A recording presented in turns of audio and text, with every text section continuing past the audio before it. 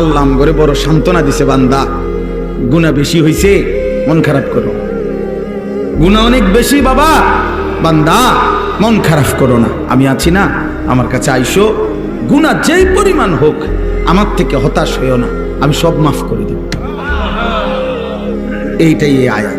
কুল, হে নবী আপনি বলেন, ইয়া ইবাদিয়াল্লাযীনা আসরাফু আলা আনফুসিহিম, হে আমার বান্দারা, তোমাদের যাদের জীবন গুনায় গুনায় পূর্ণ হয়ে গেছে, জীবনের উপরে জুলুম করে ফেলেছ, গুনার সীমা অতিক্রম করে ফেলেছ, সাগরের ঢেউর চাইতে গুনাহ বেশি, পাহাড়ের উচ্চতার চাইতে গুনাহ বেশি, আসমানের কাছে গুনাহ পৌঁছে গেছে, আল্লাহ বলেন লা তাকনাতু মির রাহমাতিল্লাহ, আমি আল্লাহর রহমত থেকে নিরাশ হইও না, ইন্নাল্লাহা ইয়াগফিরুয যুনুবা জামিআ, নিশ্চয়ই তোমার আল্লাহ সব গুনাহ মাফ করে দিবে।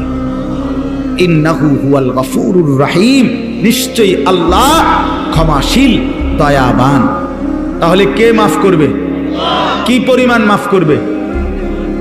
অর্ধেক, 80 ভাগ, কত ভাগ? 100 ভাগ, সব মাফ। আল্লাহ বলছে বান্দা সব মাফ করে দেব, সব। কারো কাছে যাইও না, আমার কাছে আসো। এখন শর্ত হইল, প্রশ্ন হইল, মালিক কি করতে হবে আমাকে? যদি মাফ নিতে